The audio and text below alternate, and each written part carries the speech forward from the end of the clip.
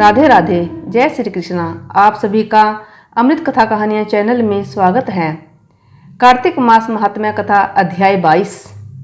राजा पृथु ने नारद जी से पूछा, हे देव ऋषि, कृपया आप मुझे यह बतलाइए कि वृंदा को मोहित करके विष्णु जी ने क्या किया और फिर वह कहाँ गए। जब देवता स्तुति कर मौन हो गए तब शंकर जी ने सब देवताओं से कहा, हे ब्रह्मादिक देवताओं, जलंधर तो मेरा ही अंश था, उसे मैंने तुम्हारे लिए नहीं मारा है, यह मेरी सांसारिक लीला थी। फिर भी आप लोग सत्य कहिए कि इससे आप सुखी हुए या नहीं। तब ब्रह्मादिक देवताओं के नेत्र हर्ष से खिल गए और उन्होंने शिव जी को प्रणाम कर विष्णु जी का वह सब वृत्तांत कह सुनाया जो उन्होंने बड़े प्रयत्न से वृंदा को मोहित किया था तथा वह अग्नि में प्रवेश कर परम गति को प्राप्त हुई थी। देवताओं ने यह भी कहा कि तभी से वृंदा की सुंदरता पर मोहित हुए विष्णु उनकी चिता की राख लपेट इधर उधर घूमते हैं। अतएव आप उन्हें समझाइए, क्योंकि यह सारा चराचर आपके अधीन है। देवताओं से यह सारा वृत्तांत सुन शंकर जी ने उन्हें अपनी माया समझाई और कहा कि उसी से मोहित विष्णु भी काम के वश में हो गए हैं। परंतु महादेवी उमा, त्रिदेवों की जननी, सबसे परे वह मूल प्रकृति परम मनोहर और वही गिरिजा भी कहलाती है। अतएव विष्णु का मोह दूर करने के लिए आप सब उनकी शरण में जाइए। शंकर जी की आज्ञा से सब देवता मूल प्रकृति को प्रसन्न करने चले। उनके स्थान पर पहुंचकर उनकी बड़ी स्तुति की।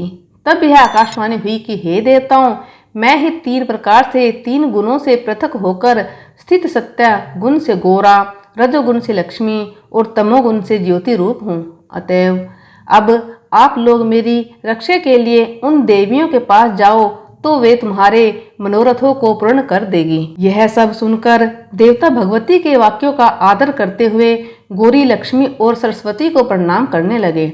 सब देवताओं ने भक्ति पूर्वक उन सब देवियों की प्रार्थना की। उस स्तुति से 3 देवियां प्रकट हो गई। सभी देवताओं ने खुश होकर निवेदन किया। तब उन देवियों ने कुछ बीज देकर कहा, इसे ले जाकर बो दो तो तुम्हारे सब कार्य सिद्ध हो जाएंगे। ब्रह्मादिक देवता उन बीजों को लेकर विष्णु जी के पास गए। वृंदा की चिता भूमि में डाल दिया। उससे धात्री, मालती और तुलसी प्रकट हुई। विधात्री के बीज से धात्री, लक्ष्मी के बीज से मालती और गौरी के बीज से तुलसी प्रकट हुई। विष्णु जी ने ज्यों ही उन स्त्री रूप वाली वनस्पतियों को देखा तो वे उठ बैठे। कामासक्त चित्त से मोहित हो उनसे याचना करने लगे। धात्री और तुलसी ने उनसे प्रीति की। विष्णु जी सारा दुख भूल देवताओं से नमस्कृत हो अपने लोक वैकुंठ में चले। वह पहले की तरह सुखी होकर शंकर जी का स्मरण करने लगे। यह आख्यात शिव जी की भक्ति देने वाला है। बोले विष्णु भगवान की जय। कार्तिक मास महात्म्य कथा अध्याय 23। नारद जी बोले, हे राजन, यही कारण है कि कार्तिक मास के व्रत उद्यापन में तुलसी की जड़ में भगवान विष्णु की पूजा की जाती है। तुलसी भगवान विष्णु को अधिक प्रीति प्रदान करने वाली मानी गई है। राजन, जिसके घर में तुलसी वन है वह घर तीर्थ स्वरूप है, वहाँ यमराज के दूत नहीं आते। तुलसी का पौधा सदैव सभी पापों का नाश करने वाला तथा अभिष्ट कामनाओं को देने वाला है। जो श्रेष्ठ मनुष्य तुलसी का पौधा लगाते हैं वे यमराज को नहीं देखते। नर्मदा का दर्शन, गंगा का स्नान और तुलसी वन का संसर्ग, ये तीनों एक समान कहे गए हैं। जो तुलसी की मंजरी से संयुक्त होकर प्राण त्याग करता है वह सैकड़ों पापों से युक्त ही क्यों न हो तो भी यमराज उसकी ओर नहीं देख सकते।